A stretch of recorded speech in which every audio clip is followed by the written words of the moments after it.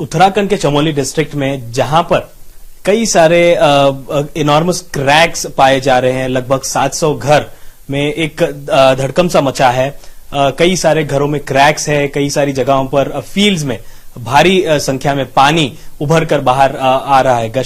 इस डेवलपमेंट के चलते हमारे साथ अंजल प्रकाश जी है, जो आईपीसीसी के रिसर्चर है, ऑथर है, और साथ में इंडियन स्कूल ऑफ बिजनेस के प्रोफेसर भी है। सर, आपने इस विषय पर स्टडी किया, आपने पहले भी इस पर कुछ वार्निंग्स या रिपोर्ट्स तैयार किए हैं, तो इस डेवलपमेंट से पहले आपने इस परिस्थिति को कैसे समझा और इसमें किसको हम जिम्मेदार ठहरा सकते हैं? देखिए, ये जो पूरा हिंदू कुश हिमालयन रीजन है, ये रीजन इटसेल्फ बहुत ज्यादा फ्रेजाइल है। मतलब ये बहुत सेंसिटिव एरिया है, जहां पे थोड़ा सा भी कोई डेवलपमेंट होता है तो उससे लोगों की जिंदगी में बहुत असरात होते हैं। तो पहली बात जो मैं जो 2 रिपोर्ट जिसमें पार्ट में था, आईपीसीसी की रिपोर्ट है जो 2019 में आई थी, special report on ocean and cryosphere, and दूसरी रिपोर्ट जो अभी 2022 में आई है जो फोकस करती है माउंटेन, सम चैप्टर्स जो माउंटेन पे फोकस करते हैं। हमने ये पूरे रीजन का जो साइंटिफिक रिपोर्ट्स है उसकी स्टडी की है, एक असेसमेंट किया है। तो हमें ये पाया गया कि जब ये जो पूरा रीजन है, इसमें 2 चीजें बहुत अहम है। पहली बात तो ये भूकंप आधारित जो जगह है, टेक्टोनिक जो डिफरेंसेस वहां पे हैं, उस कारण भूकंप का ये जोन है, पूरा जोन 5 में आता है, बहुत बहुत सेंसिटिव है।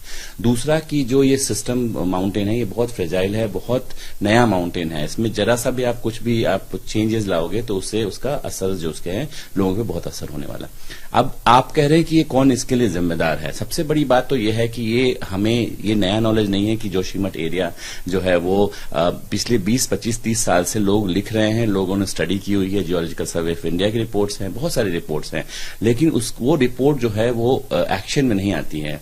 जब ये हाइड्रो पावर प्रोजेक्ट्स बनते हैं, यहाँ पे जो मेन प्रॉब्लम्स आए हैं अभी, वो हाइड्रो पावर जो प्रोजेक्ट हैं उसके कारण ही आए हैं। जो टनलिंग हो रही है उसके कारण पानी का जो एक जोन है वो फ्रैक्चर किया हुआ है हमने, मतलब वो उसके बीच में आ गया करीब ये जो पानी आप देख रहे हैं, जो विजुअल्स देख रहे हैं कि पानी नीचे से निकल रहा है, एक्चुअली ये एक झरना है जिसका वो पूरा स्रोत जो है वो टूट गया है और पानी को कहीं जाने की जगह नहीं है, तो वो गश आउट कर रहा है। और क्योंकि ये पूरा रीजन बहुत फ्रेजाइल है, ये का पूरा शहर जो है सिंक करने के कागार पे खड़ा हुआ है।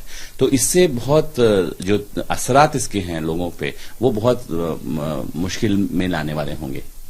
सर, अभी हम अगर बात कर रहे हैं इस परिस्थितियों की, कई सारे घर ऐसे जो अंदर की तरफ धंसते चले जा रहे हैं और शायद परिस्थिति और गंभीर भी हो सकती है, तो क्या मेजर्स लेने चाहिए? आपने स्टडी किया, आपने वार्निंग भी लगता है आपने रिपोर्ट्स के थ्रू आपने जाहिर की, लेकिन अभी इन परिस्थितियों में क्या मेजर्स लेने चाहिए? किस तरीके से इस नुकसान को कंट्रोल किया जा सकता है, रेगुलेट किया जा सकता है? मैं 3 चीजें कहूंगा इसके बारे में। पहला तो ये कि जो लोग वहां पे रह रहे हैं, अभी देखिए ये मौसम जो है वो ठंड का मौसम चालू होने वाला है, वहां पे ऑलरेडी बर्फबारी होने वाली है और लोगों के घर में क्रैक्स आ गए। तो सबसे पहले जो लोग वहां पे हैं उनको इवैक्यूएट करना, वहां से उनको सेफ जगह और डिग्निफाइड जगह में लाके उनको बसाना, सबसे बड़ी बात वो है। क्योंकि ये पता नहीं कल कौन सी तबाही मच जाए और पूरा का पूरा शहर जो अगर सिंक हो जाए तो उस पर क्या होगा, सबसे बड़ी बात है। दूसरी बात जो ये होगी कि जिसमें कि जो इंटायर रीजन है उसकी जो प्लानिंग है, हम कह रहे हैं बायो रीजनल स्केल पे आप प्लानिंग कीजिए। खाली जोशीमठ को आपको देखना नहीं है, इंटायर उत्तराखंड में देखना है। अभी जब मैं आपसे बात कर रहा हूं 33 हाइड्रो पावर प्रोजेक्ट्स वहां पे हैं, 14 बन रहे हैं।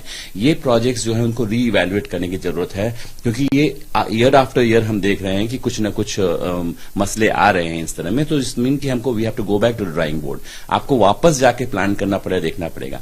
तीसरी बात जो ये है कि जो हाइड्रो पावर जो हम अल्टरनेटिव बोलते हैं एनर्जी के लिए, हमारे पास और भी अलग वेज हैं जो चीपर ऑप्शंस हैं हाइड्रो पावर के जो एनर्जी जनरेशन के लिए। तो इसकी hydro power in the fragile ecosystem should be band in this area मेरे हिसाब से, क्योंकि आपके पास बहुत अच्छा जगह है जहां पे रिटर्न ऑन इन्वेस्टमेंट भी much higher than in this area. Sir, आप बात कर रहे हैं कि 33 ऑलरेडी हाइड्रो पावर प्लांट्स वहां पर है और 14 की अभी प्लानिंग चल रही है। तो इसके पीछे हम देखते हैं कि कई सारा माइंड लगता है, कई सारी इंजीनियरिंग लगती है, कई सारा वर्कफोर्स लगता है, तो उसके बाद ही इसको इम्प्लीमेंट किया जाता है। तो आप सीधे सीधे ये बता रहे हैं कि हाइड्रो पावर प्लांट ही वजह है जिसकी वजह से ये परिस्थितियां यहां पर चल रही है। तो आप ये कह रहे हैं कि दूसरी जगहों पर जहां पर भी हाइड्रो पावर प्लांट किए जा रहे हैं, वहां पर भी ऐसे परिस्थिति आने की आशंका है?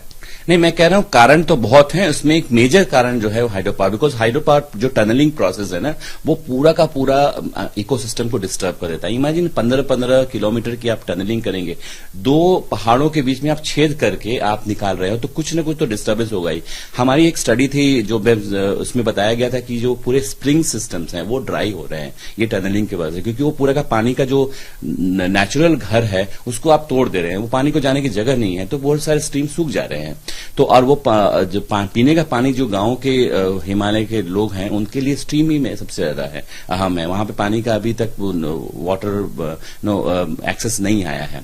तो मैं ये कह रहा हूं कि आपको रीइवैल्यूएट करना पड़ेगा। मैं ये नहीं कह रहा हूं कि आप पूरा बंद कर दीजिए, बट एटलीस्ट रीइवैल्यूएट कीजिए कितना सेंसिटिव जोन में है। कल समझिए भूकंप अगर आ गया और अगर वो बाढ़ टूट जाता है बांध आपका जिसमें आपने बनाया है, पूरा का पूरा पानी नीचे पहुंचेगा, किसको उससे भूकंप का तो आप उसका मतलब पहले से आप उसको ये भी नहीं कर सकते, you can't even predict earthquake, है ना। तो इस तरह से बहुत सेंसिटिव जोन है, उसको बहुत प्यार से बहुत अच्छी तरह से प्लानिंग करनी होगी।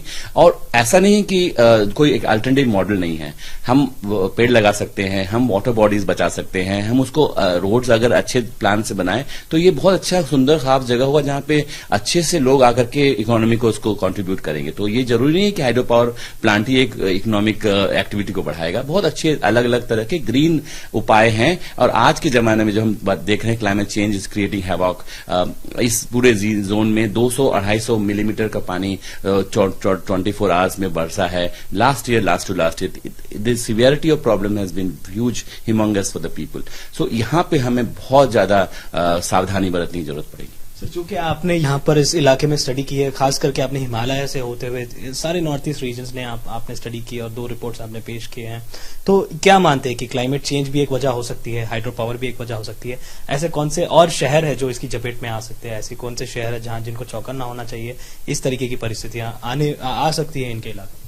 पहली तो ये बात है कि जो जितने भी स्टेट्स हैं, जो हिमालयन स्टेट्स हैं, मैं कहूंगा उत्तराखंड हो गया, हिमाचल प्रदेश हो गया, आप सिक्किम ले लीजिए, नॉर्थ ईस्ट रीजन, जहां जहां हिमाचल, अरुणाचल प्रदेश बहुत है, तो ये सब जो जहां जहां स्टेट्स में आप हाइड्रो पावर प्लांट कर रहे हैं वहां पे आपको रीथिंक करने की जरूरत है, number 1।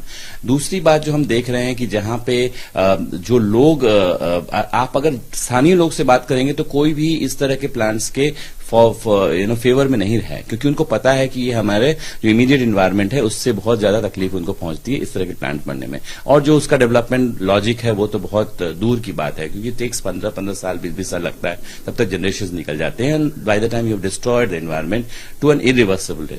Coming to climate change, देखिए climate change is a force multiplier. यहां पे आपका ऑलरेडी एग्रेवेटेड सिचुएशन है, खराब सिचुएशन है, क्लाइमेट चेंज तो उसको उसके ऊपर से और भी खराब कर देगा सिचुएशन। जब मुझे कि यहां पे इतना फ्रेजाइल सिस्टम है, आपने माउंटेन को तोड़ दिया है और सडनली 200 मिलीमीटर का रेनफॉल होता है, तो वो तो पूरा का पूरा लैंडस्लाइड होने की संभावना है, और ये हो रहा है।